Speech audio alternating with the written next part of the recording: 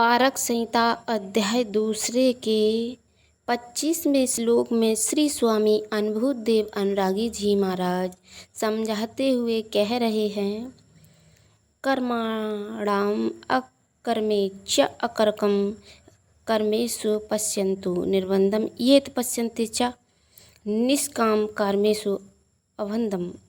कर्म को अकर्म में और अकर्म को कर्मों से देखना, ये शरीर हमने अपने गुरुदेव भगवान को समर्पित कर दिया है।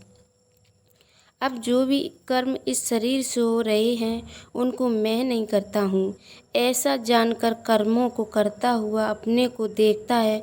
वह कर्म को अकर्म को कर्म में देखता हुआ निष्काम भाव को प्राप्त होकर कर्मों में नहीं बनता है। कर्मों के भोग उसे नहीं भोगने पड़ते हैं।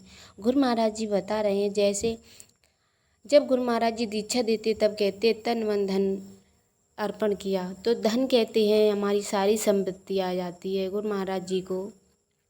गुरु महाराज जी का हमेशा 10वां हिस्सा रहता है। और शरीर कहते हैं कि ये नहीं कि शरीर दे ही दो उनको, कहते हैं शरीर का मतलब ये है कि आश्रम पर आओ और सेवा करो सेवा करो। और गुरु महाराज जी जो ज्ञान दे रहे हैं उस ज्ञान को हमेशा निमग्न रहो उस शब्द में।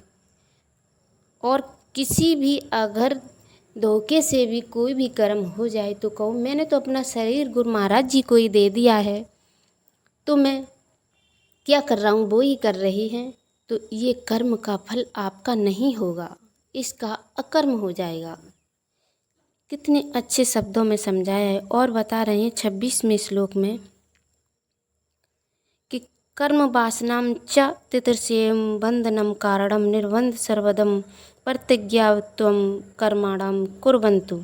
कर्म वासना और इच्छा ही भोगों के बंधन का कारण है, इसलिए हे निर्बंध इन सब को त्याग कर ही कर्मों को करना चाहिए। यही सच्चे साधक का कर्तव्य है। गुरु महाराज जी बता रहे हैं 27वें श्लोक में, जगतम स्वप्नम विज्ञतु सर्वे अनुरागम निर्बंधम परिणामीयम प्रकृतियम ब्रह्मा उदच्यति। संसार को स्वप्न के समान जानकर सभी प्राणी मात्र से प्रेम रखो कि परमात्मा सर्वव्यापी है, जो जड़ चेतनात्मक सब में मौजूद है। और हे भक्त वत्सल प्रभु बता रहे हैं, जड़ प्रकृति में चेतक के द्वारा होने वाले विषय परिणाम ही चित्त में भ्रम उत्पन्न करते हैं, उनको ही परमात्मा से ही होते जानकर प्रेम करो। गुरु महाराज जी बता रहे हैं कि सर्वव्यापी सर्वेश्वर हर जगह जड़ में भी है और चेतन में भी है। अगर किसी से प्रेम करना है तो हर वस्तु से करो प्रेम, की ये परमात्मा की बनाई हुई है, गुरु महाराज जी कह रहे हैं। और 18वें श्लोक में समझा रहे हैं, सुख दुख यम सब भावनम च मर्यादते गच्छतु परमस्य नित्यम निररेव च यम स्मृतु। सुख दुख दोनों में जो अपना स्वभाव रखता हुआ अपने कर्मों की मर्यादा में हमेशा बंधा है और मर्यादा को नहीं छोड़ता है, तथा उस परमात्मा का नित्य निरंतर स्मरण करता हुआ जगत में निर्वाह करता है, वही सच्चा योगी है, ऐसा जानना चाहिए। और गुरु महाराज जी 29वें श्लोक में बता रहे हैं, सकलम गुणमानम खानियम स्वतंत्रम भक्तियम यम योगनाम वचने सुदृढ़म विश्वास शरणम च। यह जो परमात्मा की भक्ति है ना, वह इस लोक व परलोक में होने वाले सभी गुणों का खजाना है। जिन योगियों का सद्गुरु के वचनों में दृढ़ विश्वास है और संपूर्ण समर्पण भाव से शरण में आया है, वह निश्चय ही भक्ति को प्राप्त करता है।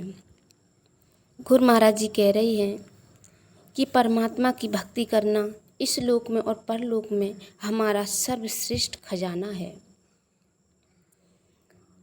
अध्याय यहीं पर समाप्त दूसरा होता है और तीसरे अध्याय में हम फिर मिलेंगे। तब तक के लिए जय श्री परमहंस दयाल प्रभु जी। इसी प्रकार आप बने रहें।